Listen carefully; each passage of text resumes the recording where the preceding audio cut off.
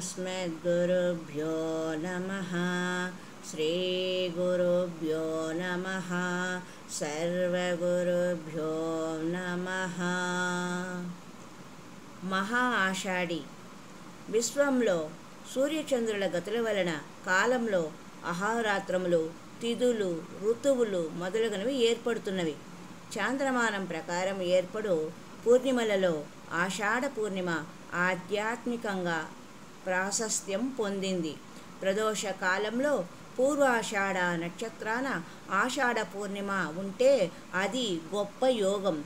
ఈ సమయాన శివార్చన చేయడము ఉత్తమ ఫలప్రదం.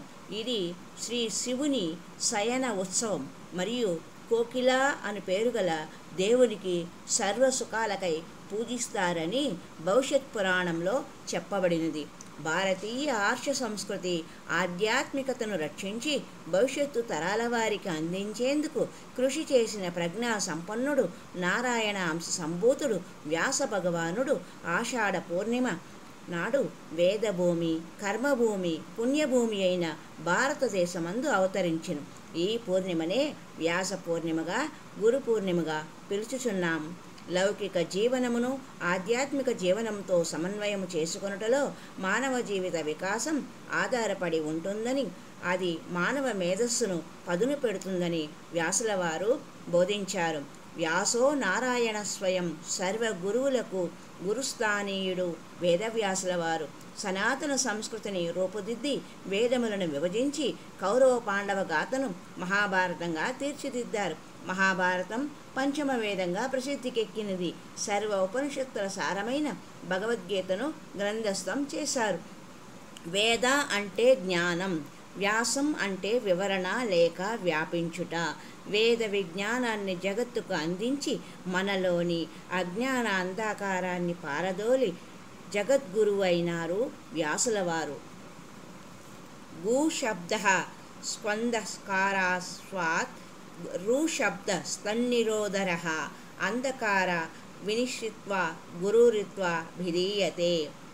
గు శబ్ద స్పందకారస్యాత్ రుశబ్ద సన్నిరోధర అంధకార వినిశ్చిత్వా గురురిత్యా భిధీయతే అంటూ అద్యతారక ఉపనిషత్తులో చెప్పబడిన విశేషము.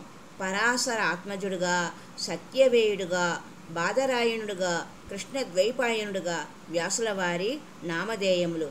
గా అనగా మాయా లేదా అంధకారము అని అర్థం. రు అనగా మాయను నిర్మూలించినట్టి పరబ్రహ్మం.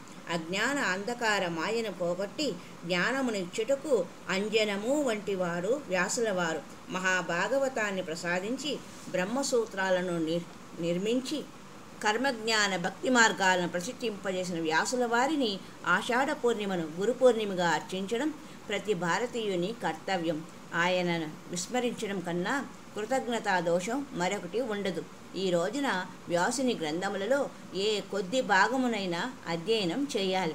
వ్యాస పఠనంపై వ్యాసదేవుని ఏ గ్రంథమైనా ఉంచి అందు వ్యాసదేవుని ఆవాహన చేసి షోడశ ఉపచారాలతో పూజించాలి. మంత్రోపదేశం చేసిన గురువును యథోచితంగా సత్కరించి అర్చించాలి. వారి వారి గురువులలోనే వ్యాసదేవునిగా భావించి ఆరాధించాలి. వారి వారి గురు పరంపరను పూజించడం మంచిది. ఓం శంకరం శంకరాచార్యం గోవిందం బాదరాయణం సూత్రభాష్యకృతే వందే భగవంతే పునః పునః అని పూజించాలి. ఓం వసుదేవసుతం దేవం కంసచాణూరమర్దనం దేవకీ పరమానందం కృష్ణం వందే జగద్గురుం. భగవంతుడు అనంతుడు, అనంతము, అంతం లేనివాడు. అంతం కానిది, లేనిది. పుట్టుక ఉంటే అంతముంటుంది, పుట్టుక లేకపోతే అంతము ఉండదు. సత్యము, జ్ఞానము అనంతం. బ్రహ్మ అయిన శ్రీకృష్ణ పరమాత్మయే జగద్గురువు. జ్ఞానం వినా ముక్తిపరం లభ్యతే గురుభక్తి. గురు సమాన్యతో నాణ్య సాధనం గురుమార్గాణం.